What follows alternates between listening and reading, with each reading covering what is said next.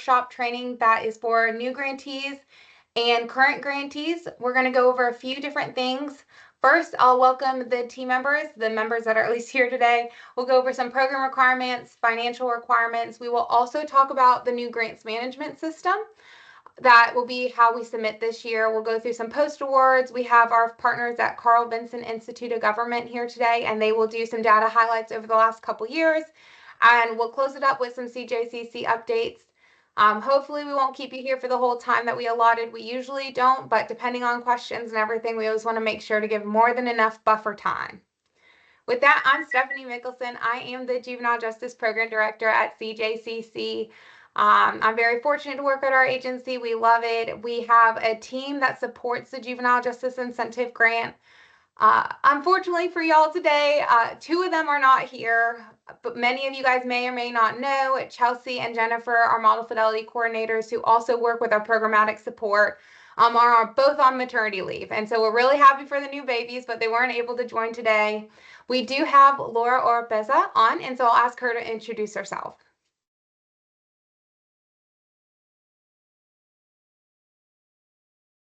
Hello. Laura?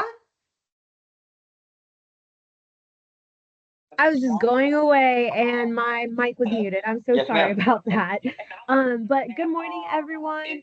I'm Laura, and I'm Laura, and I am the grant specialist for the Juvenile Justice Incentive Grant. So any fiscal questions, anything related to your SCR budget or anything, will go to me. So thank you for joining us today. Excellent. Thank you, Laura. And I have a really quick question. Sure. Just to make sure I should be here in the meeting.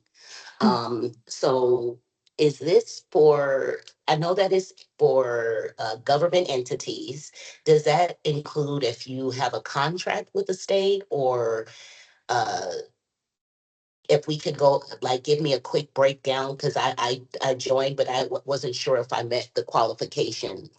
Sure. So we'll talk further in detail on the eligibility requirements, but it is for direct government to apply. So this is a grant that goes through the Board of Commissioners at the local level, and then it's funneled through the juvenile court. So depending on the juvenile court in your county, they would be the one who identified the services in that community. Okay, so if you're contracted with them or provide services to the youth with the juvenile court, would you be eligible for the grant, even if you're not like a direct government agency?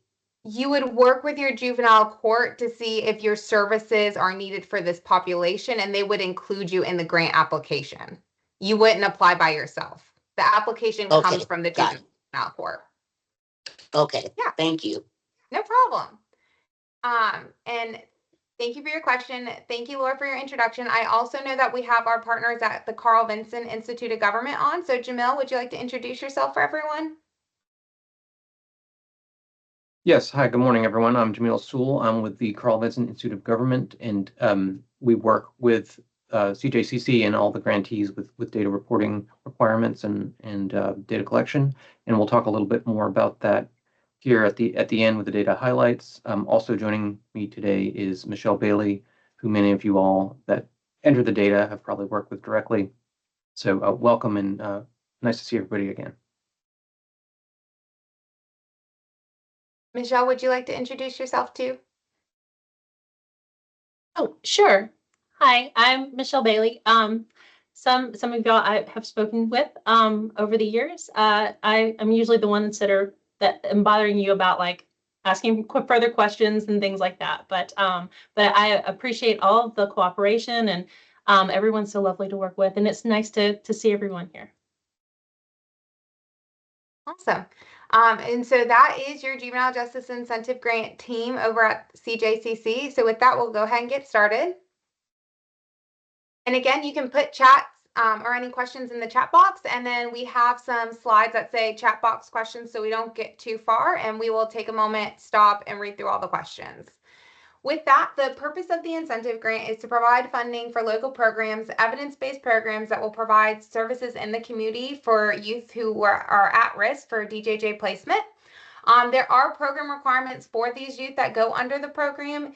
They have to have a delinquent adjudication, medium to high on the PDRA, and they must be appropriate for that selected evidence-based program. So what that means is that you could have a youth who has a delinquent adjudication, scores a 6 on that PDRA, but because they don't qualify for that service that the community selected as part of their application, they may not be eligible at that point. And that's where our partners and your service providers really come in handy to work hand in hand in deciding when it's appropriate, when it's not. To your left, we have a beautiful map of all our current grantees. For many of you know, if you are not part of the incentive grant, you may be part of the Department of Juvenile Justice Community Services grant. If you have an interest in that as a new applicant, please let me know. I'm happy to determine which side of the services you fall on.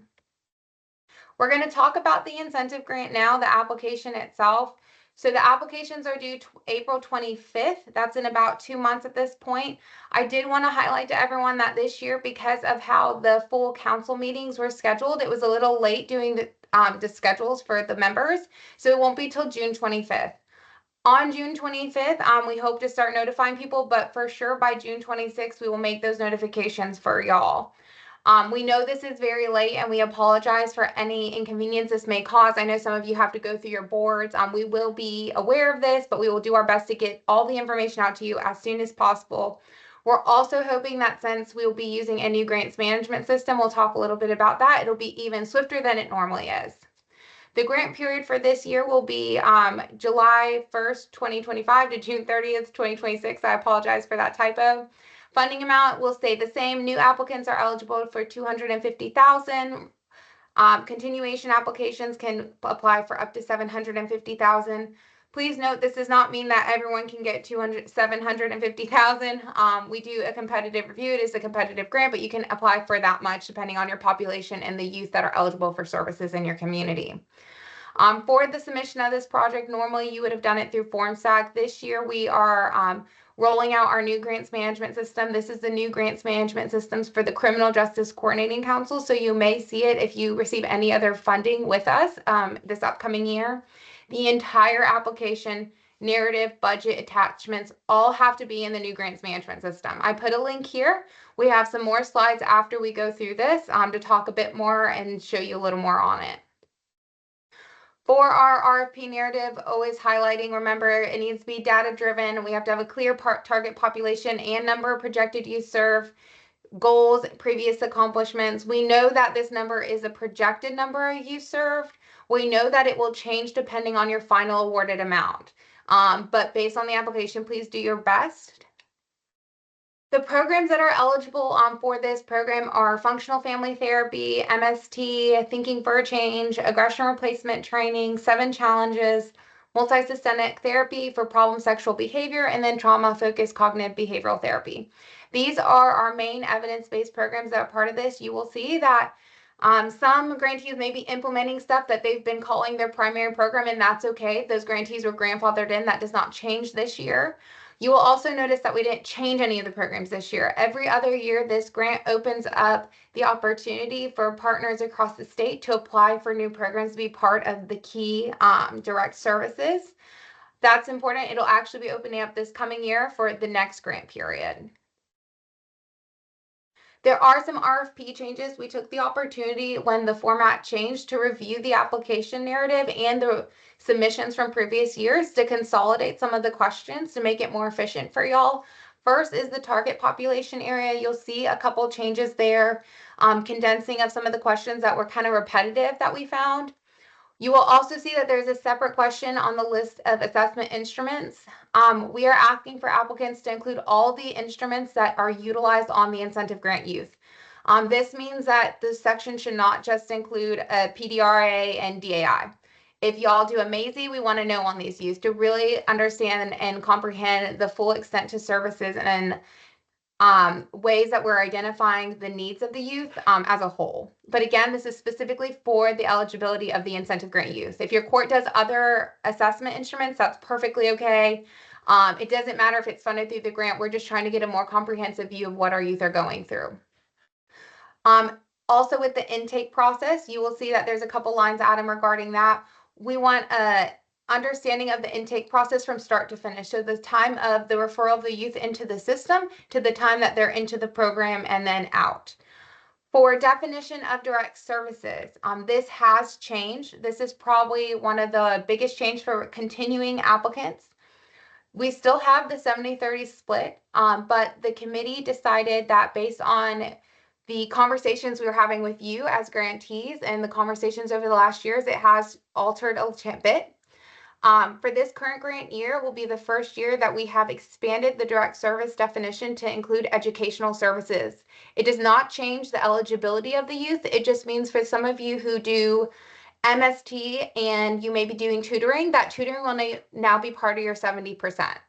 That will be a big change. It will be the first year this is happening. So we will be reviewing all of it on a case-by-case basis, but it will be considered 70% of direct.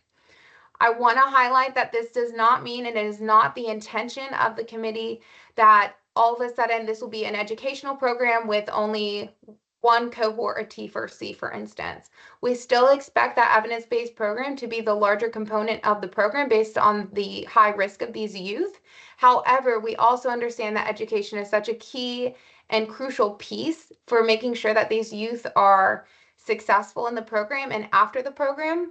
We have been told and we have seen that from our community partners, y'all, and our grantees, that because of that 70-30, sometimes the educational services get cut off in order to meet that when they really should be there. So the committee had voted on this past year, and so it will be part of this coming grant year.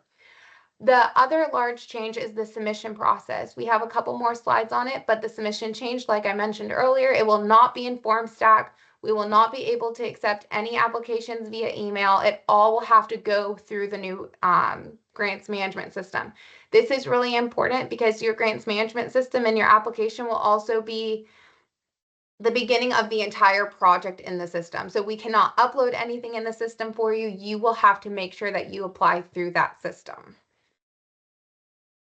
And now I will take a moment to have any chat box questions read if there are any, Laura. There are not, no ma'am.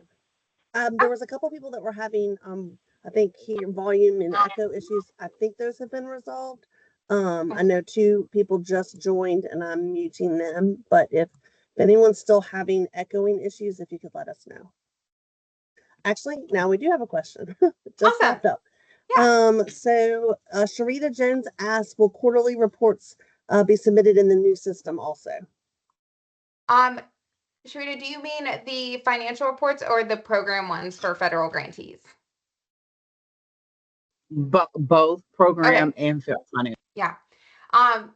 Great news. So part of why we're really excited about this new grant management system is everything will be submitted besides your program federal ones. Your financial SDRs, your SARs, they will all be submitted in the new grants management system. You will upload it there. You will submit your SDRs through there, so you will no longer have to do the CJCC cover form for SDRs either. That will be null and void at this point. It'll all go through the new system.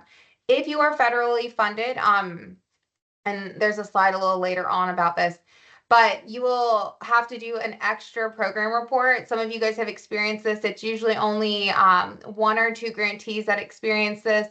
The incentive grant is state funded, and then we supplement it with some federal funds. So depending on how much funding is requested and how much we allocate, we will supplement the funds with federal funds. So there's usually 2 or 3 grantees that are federally funded. Those 2 to 3 grantees that are federally funded, they have to do an additional report, and that report will still be submitted via email at this time. We're hoping to push it into the system eventually, but not at this time. So it'll just be your financial SCR, SARs that are part of it. Awesome. Thank you, Stephanie. Yeah, of course. Okay, another question, Stephanie, from Dominique Johnson. Can you elaborate a little more on the descriptive intake process? Yeah, so it'll depend on your county on how descriptive in the past you have been. Dominique, I know your county, so you guys typically are pretty prescriptive, but we do have some applications where it will say that the youth is referred by the judge into the program and a PDRA is conducted, and that's kind of it. What we want to know is really, how does youth go through? So the youth has a charge. After the charge, the youth may or may not be adjudicated. When they're adjudicated, then that youth is having the PDRA conducted. Some of our counties are bifurcated, so they will do that PDRA in between a timeline between the PDRA or between adjudication and disposition. Some of our counties do not work as a bifurcated system, which means it's on the same day. So we would like to know that. Is your county conducting the PDRA bifurcated or together? Additionally, who's referring that youth? So in some communities, it is a judge's order that's sending that child to. In other communities, it may be the judge's order allowing probation to send it through as part of that intake 30-day process. And so we just are trying to figure out what are the commonalities in our communities and really what is that intake process. Thank for you, the Stephanie. incentive grant youth. Yeah, of course. Thank you. No other questions at this point. Awesome. Y'all are definitely not going to stay for the full hour and a half or 2 hours. The next will be the financial requirements. So I will pass it over to Laura. And Laura, just let me know when you want me to switch the slides and I can do that for you. Thank you. So good morning again, everyone. So just in terms of your budget, Stephanie mentioned it before, we have a 70-30 split where the 70% is direct services and then 30% is indirect. So at a minimum, the 70% must be used for the evidence-based programs or EBP costs that are associated with the contract and the direct services to the youth. And then at a maximum, 30% of the funds can be used for indirect services or administrative costs. So next slide, please. So what can you use for as direct, or what is considered direct or part of your 70%? These include your direct EBP services. So for example, the salary and benefits of your therapist or your facilitators, anyone who provides direct services to the youth. Also things like travel to participants' homes if they're going to be doing home visits. And then what Stephanie mentioned is also new this year are the assessments and educational support, which used to be indirect. So some examples of that are things like tutoring, educational advocacy, and psychological evaluations. Next, please. And then what can you use the 30% indirect for? So this will include wraparound services. So some examples are Girl Circle, positive parenting programs, and parenting classes. And then for administration, so trauma-informed, trauma-sensitive interventions for training for staff, program director salary or pay, and then office supplies are also examples of these indirect costs. Next, please. And then just additional budget information.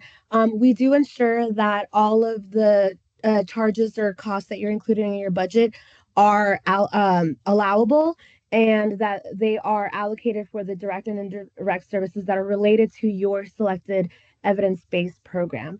We also allow up to $25 per youth for incentives and a graduation gift, and an additional $16 per youth for food and drink at graduation. And then also, of course, transportation, if you need to allocate funds to transport the youth to and from programming. Next, please. So we provided 2 examples of how you can break down your budget and also to give you a visual of what is included in direct versus indirect services. So for County A, they were selected to do 2 cohorts of T4C. So you'll see that in the direct line items, you'll have the facilitators, the incentives, transportation staff. This could also include if you need to rent for transportation vehicle, and then tutoring as well. And then, excuse me, for indirect, we have some things like a grant coordinator or the indirect supplies. Next, please. And then as another example is County B, and this is an example of a county with a service provider that does direct the case rates. If you're not familiar with the case rates, you will want to ask your service provider because they know how to break it down, and they also submit that to us so we know what their case rates are. And all of this you will want to include in your narrative as well. And that will be submitted through the new grant system. And it is a requirement that it is submitted through there. Next, please. Okay, so I know I kind of flew through that, but does anyone have any questions about that? About anything I just went over?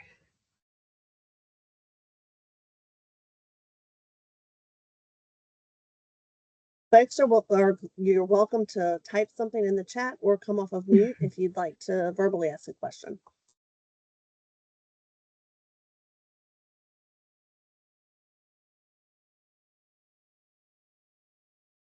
Hi, I do have one question. Yes.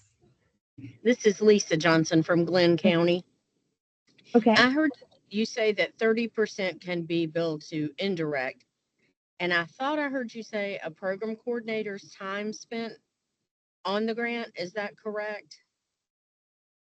Yes. That so if you have an existing staff person, you can bill hours spent directly working on the grant?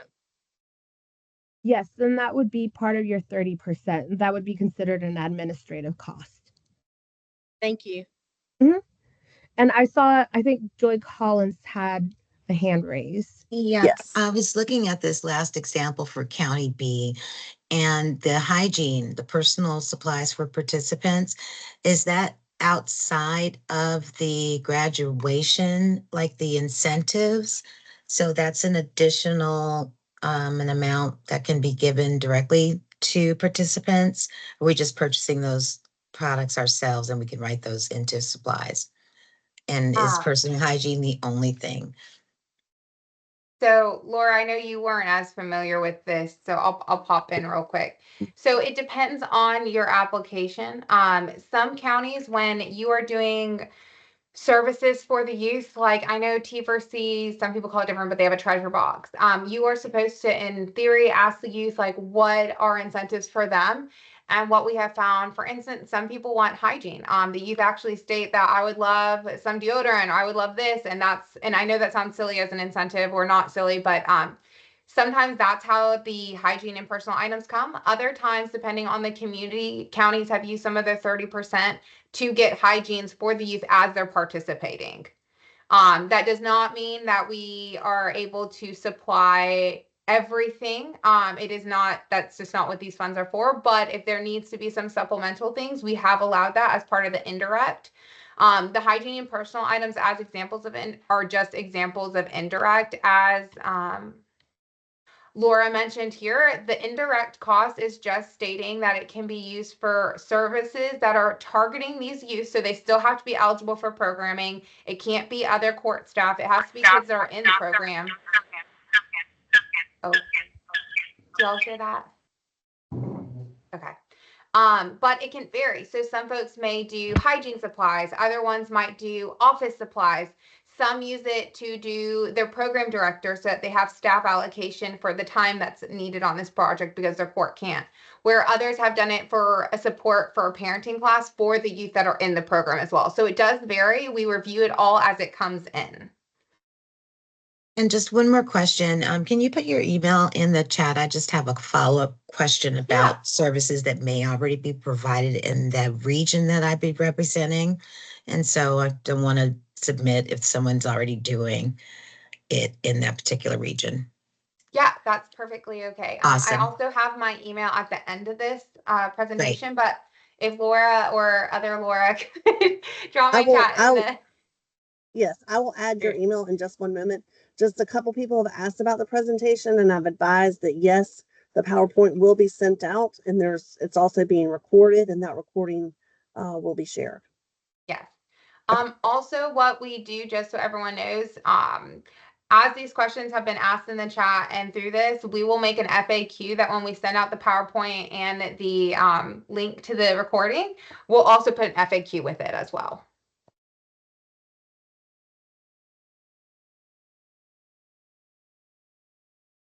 That's all the questions for right now. Okay. The next couple slides are in regards to the submission and new grants management system. As I said, this will be the first year that the incentive grant follows this new grants management system.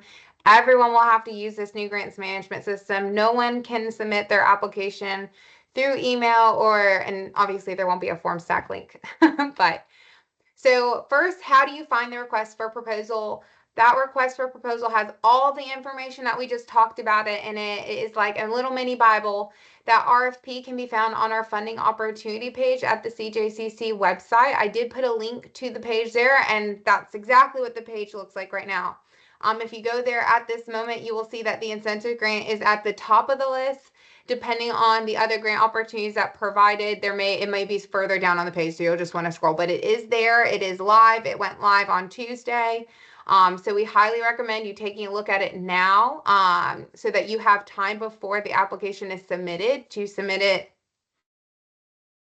How you submit it, like I mentioned, you will submit it all through the new system. We're calling it IGX, Grants Management System.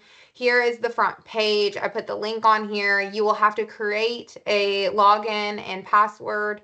You will also, when you do that, you will be asked to associate with various projects, and you'll want to make sure to click Juvenile Justice. That will ensure that I get notified so that I can approve you as a user. I know this has a lot of stuff on it. I'm sorry. There just was no easy way to do it. So I did put some important links. I will also send this out in the email for anyone who is on this call. There is a link on how to submit. That is the link, grantsportal.cjcc.ga.gov. That is the actual portal to submit the application. How to register in the system. So what our partners did at CJCC is they use Scribe, which is a really fun how-to where instead of us creating a PowerPoint with screenshots like you guys have had in the past, it does it for us. So it looks a lot neater, and it's very detailed. So it's very helpful. We created this for you on how to register, how to complete your organization profile, how to complete an application, and then how to continue from a saved application. When you register in the system, before you can actually find the application, like I said, you're going to want to click Juvenile Justice. It's in the how-to, so don't worry. But when you do that, it'll prompt an email to me. Some of you guys have already started this. I'm pretty quick on going in the system and approving you so that you can go ahead and start looking around, getting started. You will create your organizational profile. That will be the juvenile court of your county.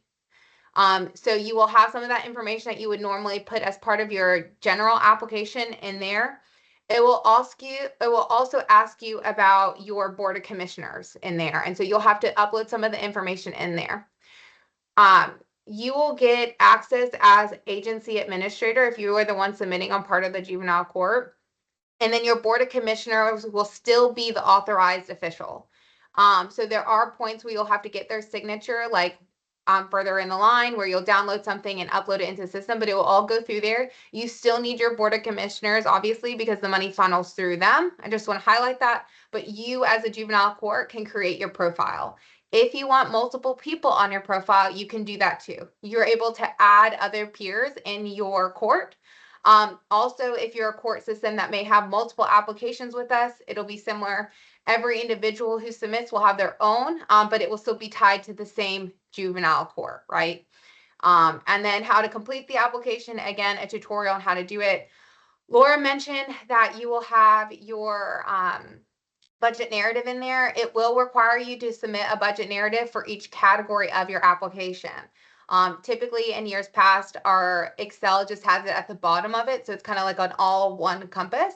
Moving forward, you will do it for each program area. So personnel, supplies, other, and you will put that budget narrative in there. It is important that you use your budget narrative piece and explain what your funding is for.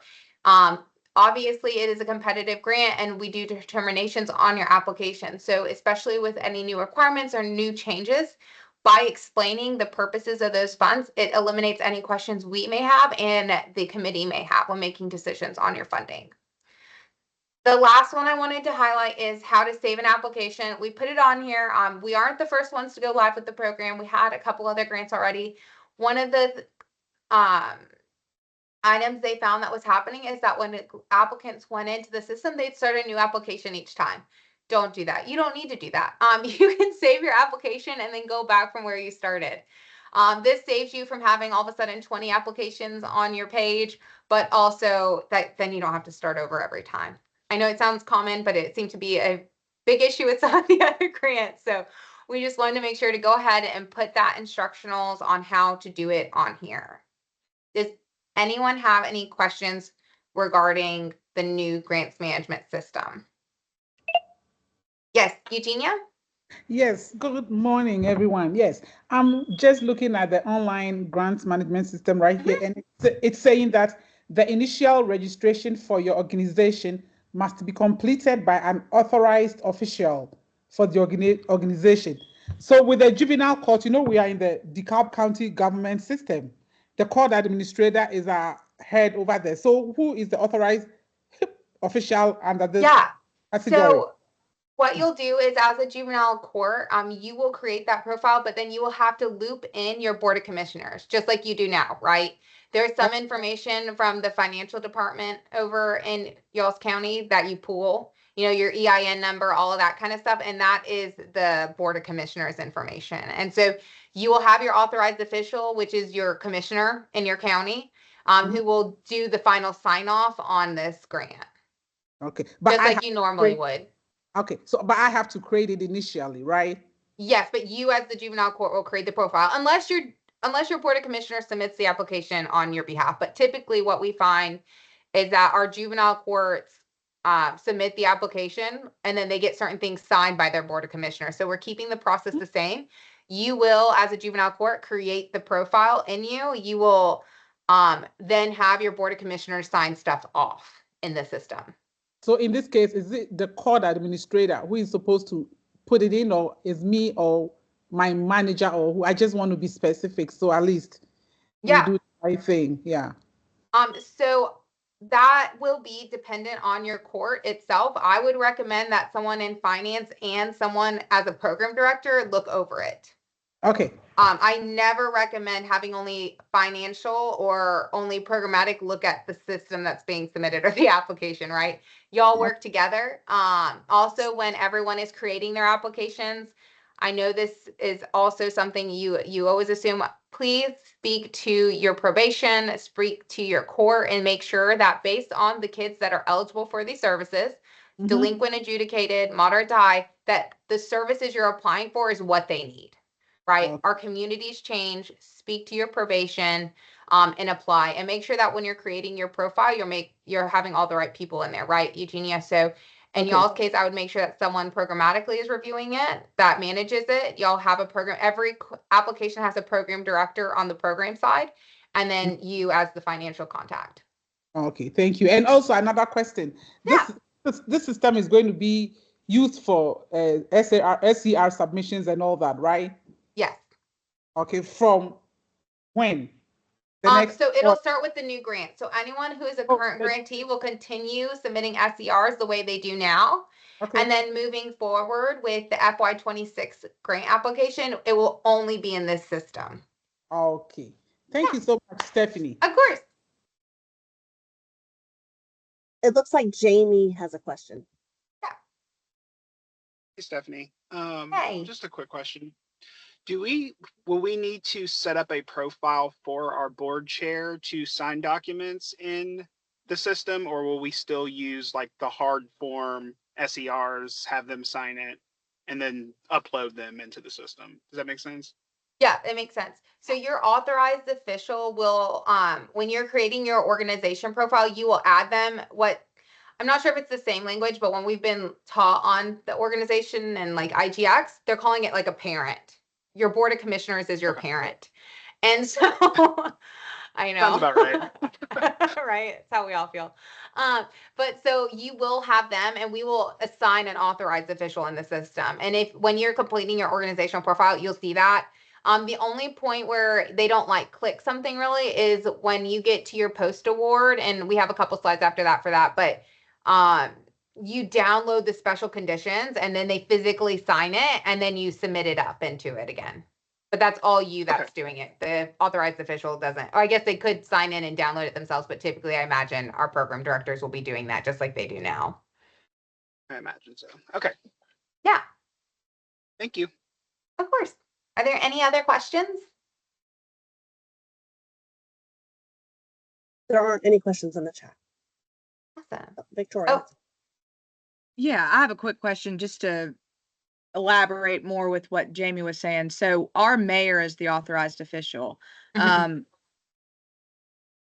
will just designate him in the system as the authorized official. I'm not going to create a profile for him to log in.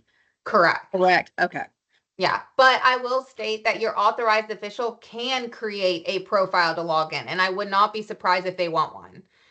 Especially because they're the authorized official of all of it. And so what this system is going to do is you won't be able to, but if your other juvenile court or a board of commissioners or your DA's office, for instance, receives funds from our agency, they all have the same parent, which is that board, or in your case, the mayor, right? And so that mayor may want to see, so they may want a profile in the system, and they're allowed to have one. But for your purposes, you're just going to be appointing one and putting their information in.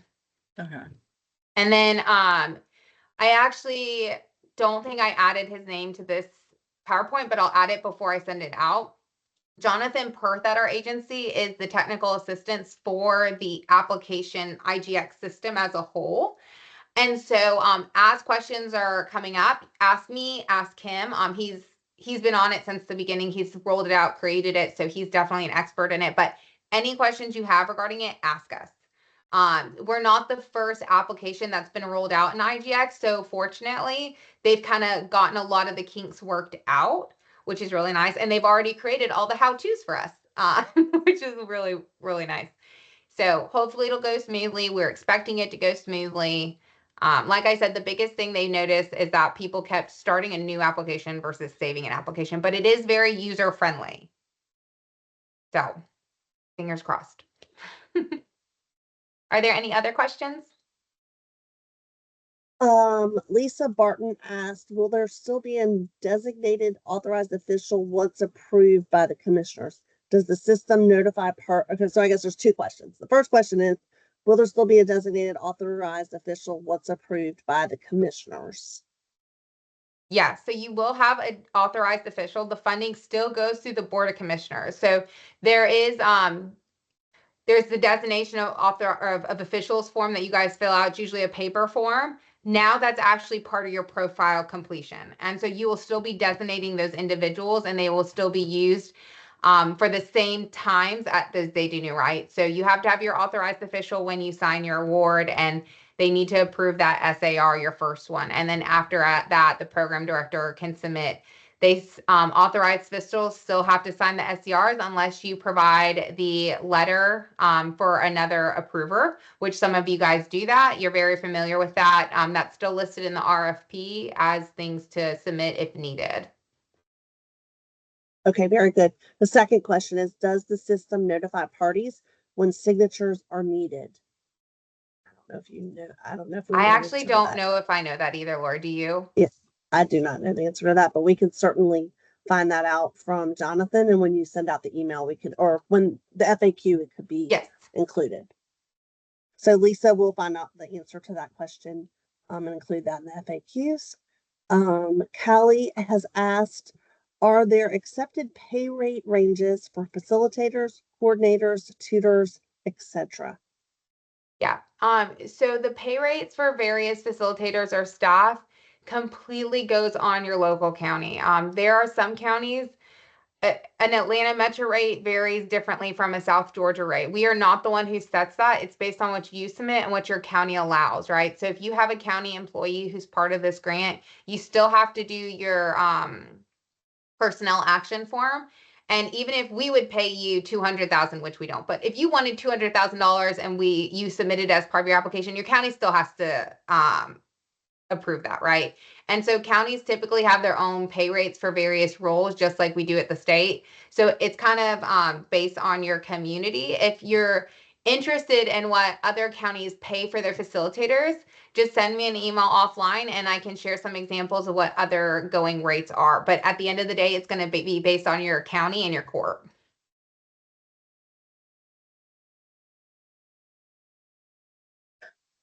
Very good. That's the last question right now within the chat. Perfect. So now we have post-award requirements, and Laura, I will hand it off back to you again.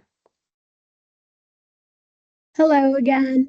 So just to go over the award document submission process. It's still pretty similar, except how you're submitting it is changing to the new grant system. But your award packets are due within 45 days of receipt. And when we send out the email, the email notification, it'll include the due date for your packet. So please do submit them by that date. And reimbursements cannot be issued or processed until the complete packet is received. So what's included in this packet? It's the award letter, special conditions, the reimbursement selection form. Just make sure also with the reimbursement selection form that you also submit either a copy of a voided check or a bank letter that verifies that the account number that you input in your reimbursement selection form will match. And then there was a screen that came up on your and then with that there's also the not designation the selection form, there's another fiscal form that's not listed here that's also going to be due, and it used to be the vendor management form, but that will also be required. And then I think this is what Lisa earlier may have been referring to, the delegation of signing authority, or the designate, or the letter of signing authorization letter. And that's going to be from the authorized official who's designating another person, individual or official, to sign on their behalf. So these would be the alternative person who would sign SCRs on behalf of the authorized official. Also due are going to be your personnel action forms and the copies of your contracts. We also cannot process reimbursements until we have these contracts or MOUs, so just be aware of that. And then any federal documents if applicable, and you will be notified if you need to submit these additional federal documents. Next slide, please.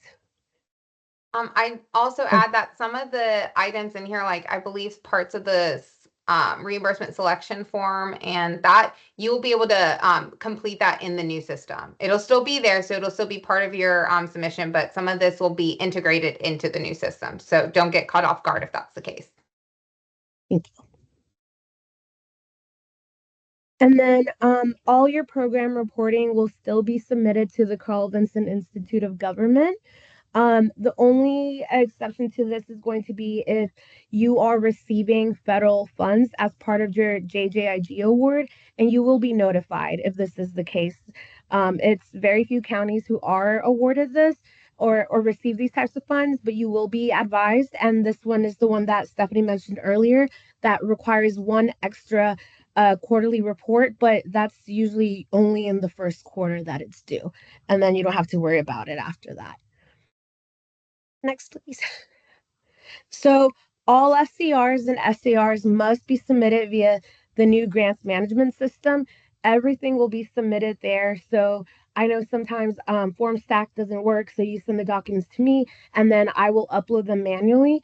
Unfortunately, that's not going to be the case anymore. But any financial related questions or anything like that, you can email me directly or call me and just contact me directly. And then just a few reminders, SARs should be submitted before submitting an SCR if you're going to make a change to your grant. And then contracts are also due before the SCR, because services cannot be reimbursed without a signed contract.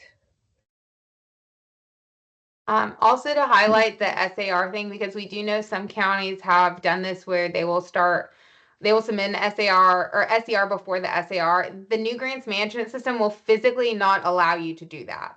So when you are submitting your stuff for SCRs, it's part of the category line item. So if you are submitting something that's not on your budget, you physically will not be able to do that. It's a safeguard that's in the system for obvious reasons. So you will need to submit an SAR for you to even be allowed to do that SCR with those additional funds. So just be aware, keep track of any changes, work with your financial folks and your program folks to ensure that you guys are on the same page throughout the year. And then we also do fiscal site visits. There are some that are going on right now that I'm still getting through. So these can be either virtual or in person, and there's a fiscal component and then a programmatic component as well.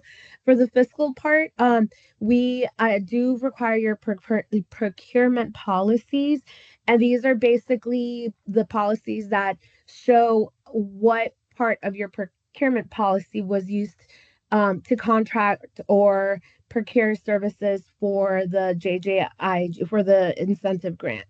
And then we also, along with that, require the procurement documents, so the backup documents. So if you do a bidding process, or if your policy says that you can directly contract them, we will need those documents, and especially if your policy allows for an exemption.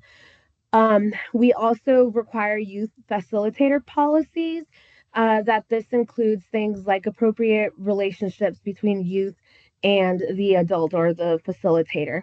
And we would also require background checks. So just some information for you to know about the fiscal site visits. Next, please. Okay, does anyone have any questions? I see a page has a hand up. There is a Yeah. question in the, oh, sorry, go, Victoria, you go, and then I'll ask the question from the chat. Yes, I have two questions. One, so with the new system, reporting the SER, so everything, will the new spreadsheet be in the system for me to request for reimbursement for all line item categories? So you will no longer need to complete that Excel spreadsheet, Okay. but it will be divided between categories, right, Steph? That's how you would Yeah. enter the. So when you get to that page of how to submit an SER, and I didn't put it on these links since it's just the application, but I can send you the scribe on like how to submit an SER. Yeah. It'll actually bring you to a page where it'll put like you'll go through the budget categories. It'll say like your budget items, and you'll see your staff that are charged, and then you'll upload a document for each item and how much you're spending on that item. And so right now, what I do is when I get my checks or whatever every Friday, I go ahead and upload that into my document, so I'm not rushing to the end. Is that something that I can do as I get my proof of payments with invoices? I can go into the system and attach it to the line item? So I'll double check. I don't want to speak out of term. I believe you can. The only issue that would come into that is that I believe that safeguard I was talking about between the SAR and SCR, if you start an SCR and let's say you start at the beginning of the quarter, right? Because you start Yeah. getting your stuff monthly. And then within the month, you're like, oh, we need to do an SAR.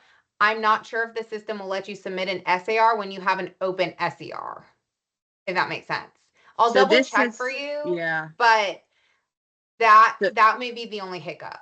So then the systems kind of could force me to have to wait to upload everything at the end. I think the system won't force you to do that. The system will force you to not submit an SAR at that same time. Okay. And then the other question about invoices, just for proof of, with invoices and for contractors, we typically have timesheets that we use to keep track of their hours so that we can make sure their invoices match their timesheets.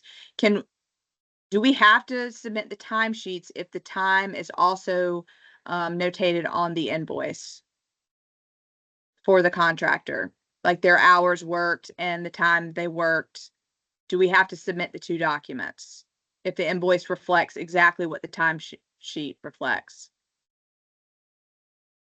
So we have there were only certain facilitators who would include it on the times, or I'm sorry, on the invoice. But I do know what you mean. I would say, unless Stephanie thinks otherwise, I would say if it includes the detail of the hours worked on the invoice, and that invoice is signed by both the facilitator and by the approver, then I would say we can. But let me double check. I don't know, Steph, if you have the. Yeah, no, I think you're right, Laura. If you have your signatures and the information is the same, then that's fine. I would keep your timesheets though, because I know from like a site review Yes. that is reviewed on that piece. But if Yes, your invoice itself has that information, you can submit that as part of your SCR as backup documentation. Okay. Yes. Thank yeah. you. Yeah, I forgot that, but thank you. But yeah, just keep your timesheets for any for site visits or audits. Yep. Okay, so we have a question from Shelley, which is there also an accepted pay rate for psychological evaluations?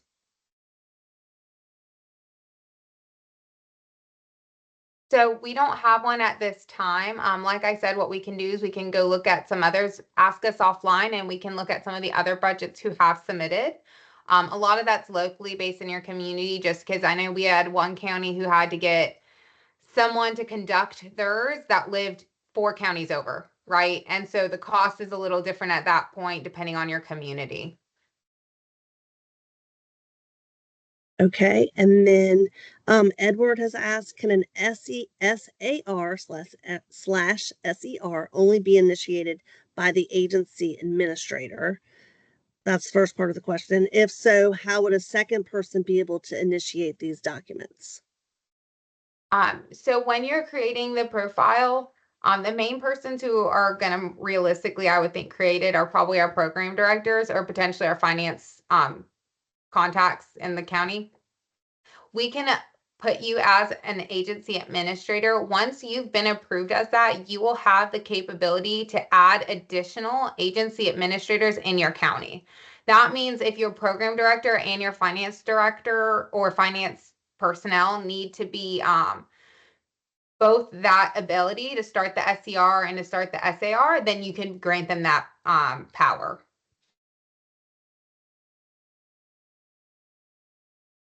And that's all the questions for now within the chat. Okay. And then with that, I will hand it over to the Carl Vinson Institute of Government, and I'll let you share your screen, Jamel. Great, thank you, Stephanie. It doesn't look like I've got the share screen settings enabled. Could you do that real quick? Yes. I think you should. Are you sure you don't? Yes, it doesn't give me the option to. One If not, if you could just bring up the copy you had, and then I can just follow along from there. Here, let me see if this works. Oh, yes, that did it. Thank you, Stephanie. Learning new tricks every day. Well, we're always switching between Zoom and Teams, so I always forget how to do one function in one application versus the other.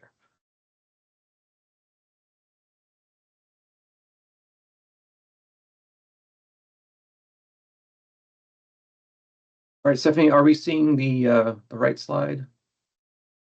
All right, good deal.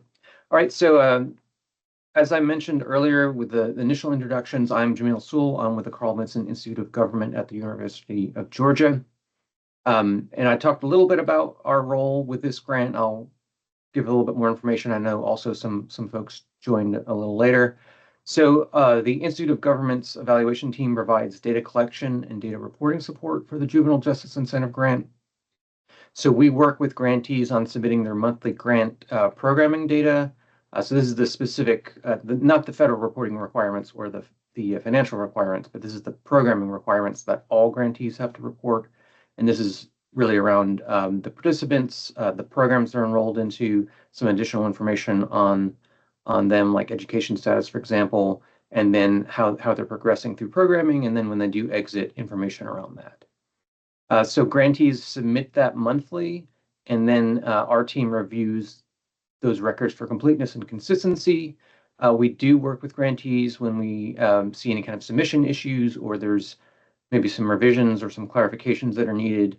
We'll reach out. In most cases, that would be Michelle Bailey that you all that introduced herself earlier. So we work on getting those corrections and getting that resubmitted.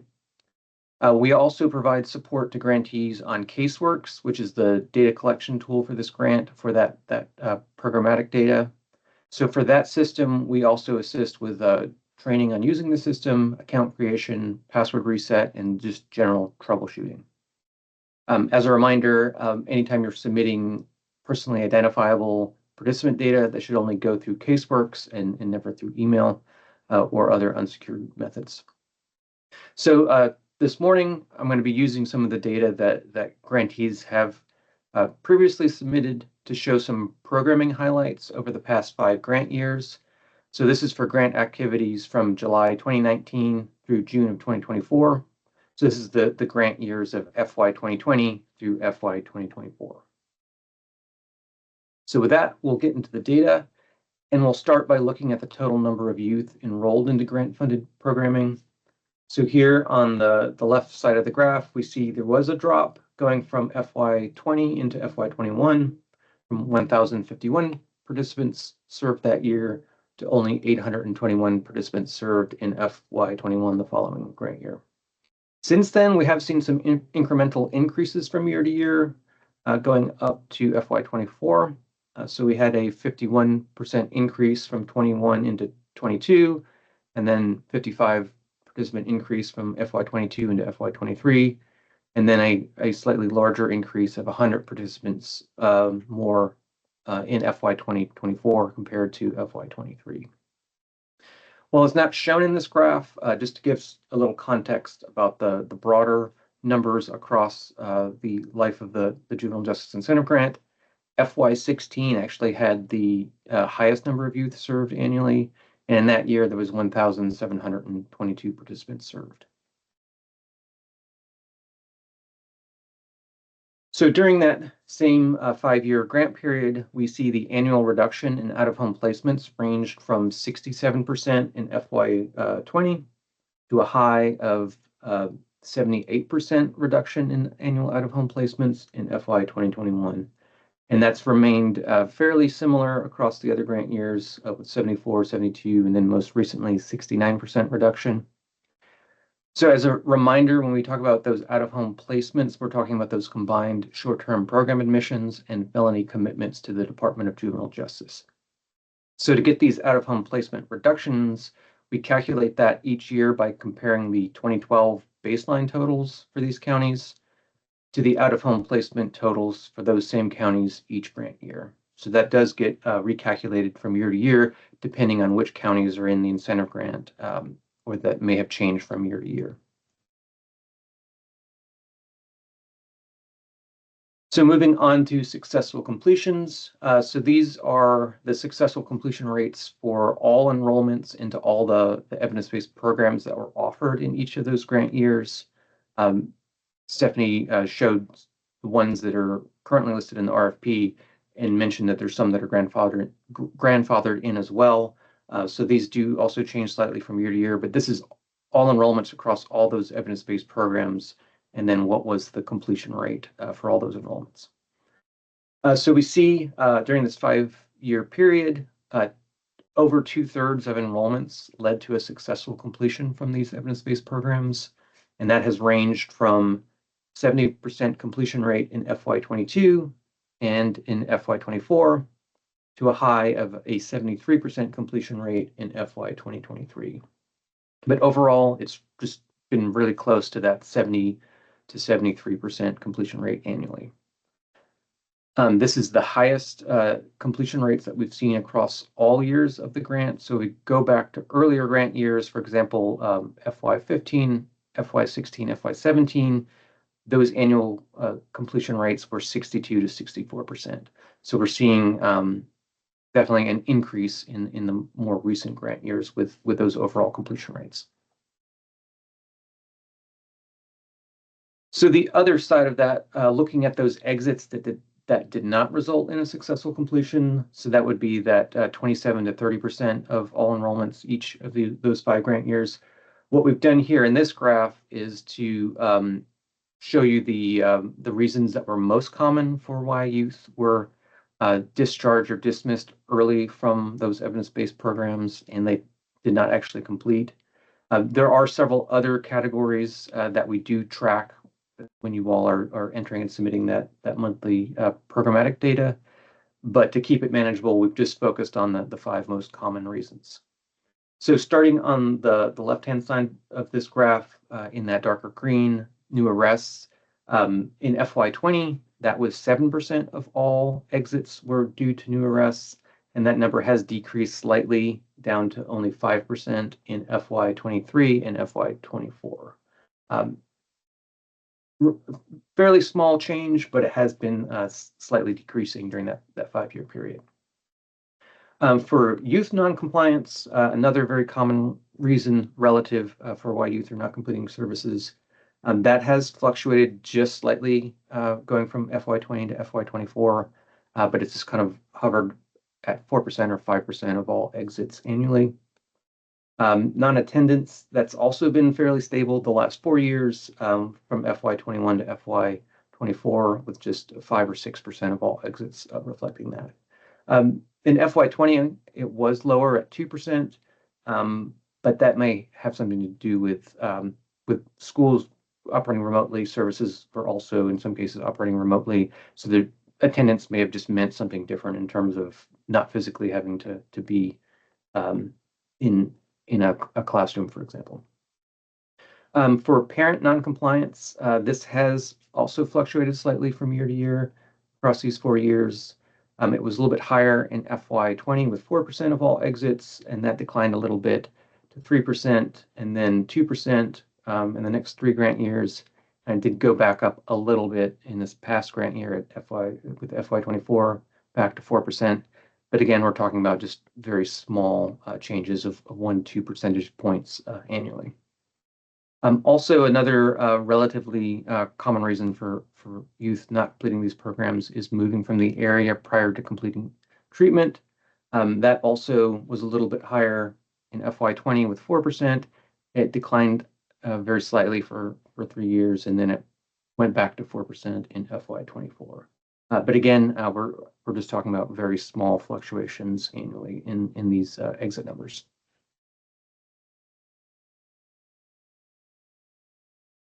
Now, looking at the predisposition risk assessment scores, so those PDRA scores that are used as part of the referral process. In this graph, we're looking really at the proportion of youth that were scoring high risk versus the youth that were scoring medium risk. And if we look across these 5 grant years, we do see the proportion of high-risk youth has declined slightly from 27% of all annual participants in FY20 and FY21, down to only 24% of all participants most recently in FY24. Again, not a big change. Again, we're just talking about a few percentage points. Though, to kind of give the broader context, if we go back to some earlier grant years, for example, FY16, FY17, FY18, the proportion of high-risk youth were 37% and 38%. So we have seen kind of a 10% or more drop in the proportion of high-risk youth versus medium-risk youth, going back to earlier periods of the incentive grant. Note there are occasionally a few youth that score low risk. As Stephanie and Laura mentioned earlier, this grant is designed for medium and high risk youth.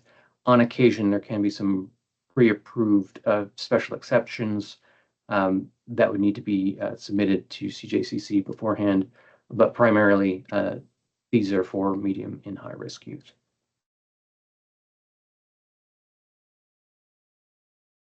Now we're going to look at education status. So this is something that grantees track and report monthly. So for each participant that's enrolled in these services, their monthly education status is reported. So for this graph, we've combined all the different educational categories into this in an educational program or completed.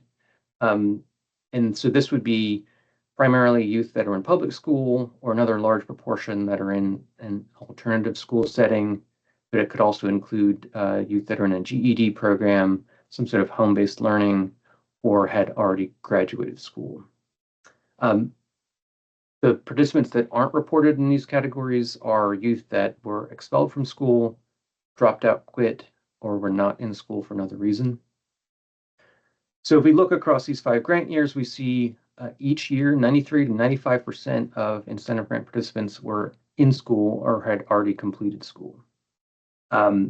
Again, giving the earlier context, if we go all the way back to FY15 for the grant, it has consistently been between 93 and 95% of all participants being in some sort of school program.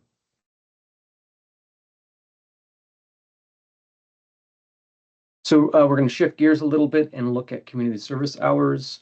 So what we're seeing in this graph is the proportion of total annual participants that were reported as engaging in some sort of community service hours at some point while they were in incentive grant services. We see this is a fairly small proportion of the overall participants, and it has fluctuated a little bit from year to year, from a low of 9% of all participants engaging in community service in FY21 to a high of 14% in FY23 and FY24.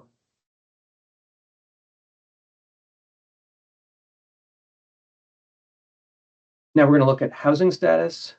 This also is something that grantees track and report monthly. So for each of those enrolled participants, what was their housing status for the month? And when we look back through the data, we see almost all participants, really 92 to 93% of them were reported as being in a parental housing status. So that means they would be living with one or both parents. And we see that has been consistent across these 5 grant years, from FY20 up to FY24.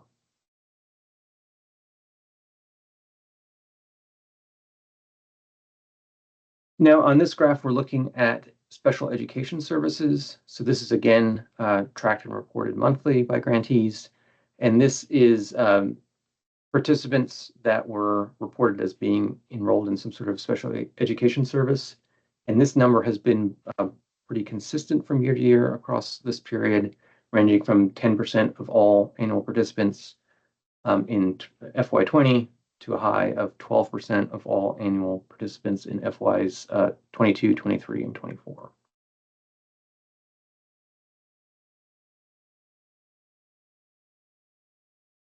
Now we're looking at data on the most recent offense type of youth participants. So this is the most recent offense that's tied to the referral that brought them into the incentive grant. So at the time that they're enrolled in each of these evidence-based programs, grantees will report what the most recent charge was. There are several different categories. So here, again, we've focused on just reporting out on the 5 most common reasons or charges that brought them into the program, just to look at some kind of potential changes that have happened over the last 5 grant years. So starting again on the left side of this graph, we see property charges have actually decreased somewhat during this period. It's 39% in FY20, and then it was 40% in FY21, FY22, but then that decreased to 33% in FY23, and then again decreased to 32% in FY24. Now, at the same time during that period, we do see youth coming in with violent offenses has increased slightly. So in FY20, it was 32%, 35% in FY21, and then it gradually increased up to 40% of youth coming in with violent charges in FY23 and FY24. At the same time, we've seen public order charges decreasing for the most part, with public order charges representing 10% of charges bringing youth in FY20 to only 5% in FY24.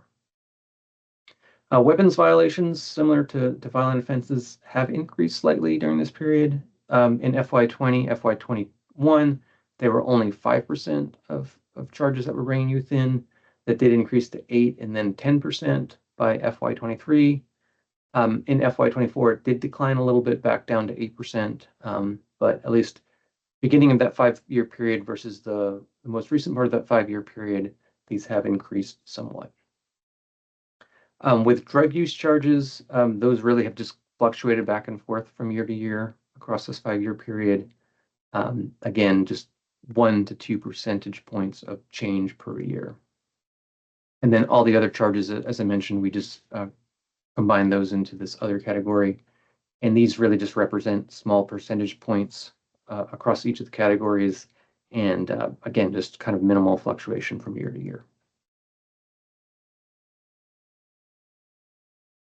So that brings us to kind of a wrap up of the highlights. I just wanted to kind of touch back on a few key points of what we covered.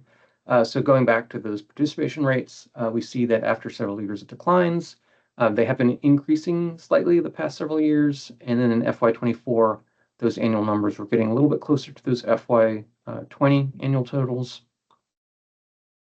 With those out-of-home placement reduction percentages, we've seen them range from 67% to 78% reduction in annual out-of-home placements. And then when we look at the context of all grant years, the most recent 5 grant years have had the highest reduction percentages across that entire period. For those evidence-based program successful completion rates, during this period, they range from 70% to 73% of all enrollments, resulting in a successful completion. Again, looking across all grant years, this recent most 5 years have had the highest program successful completion rates as well. And then finally, when we looked at educational status, we see across these 5 years, 93 to 95% of all participants served that year were enrolled in or had already completed some type of educational programming. And that percentage has really been consistent going back to FY15 of the grant. So wrapping up, if you all do have questions on data collection, data submission, or if you need assistance with caseworks, you can reach us through our evaluation team help desk with evalhelp@uga.edu. As I mentioned earlier, if you do have questions regarding a participant in terms of how do you take their records and enter it into the casework system, sometimes you need to have conversations with us in a little bit more detail. Don't include any of those details in email. You can email us and we can schedule a phone call and we can help walk you through that process. And again, I just wanted to thank you all that are involved in the data collection reporting process for this grant. As Michelle had mentioned earlier, you all are great to work with and do a lot to get that data into us, and we do appreciate all of your help with that. So with that, I will turn it back over to Stephanie. Thank you. Does anyone have any questions?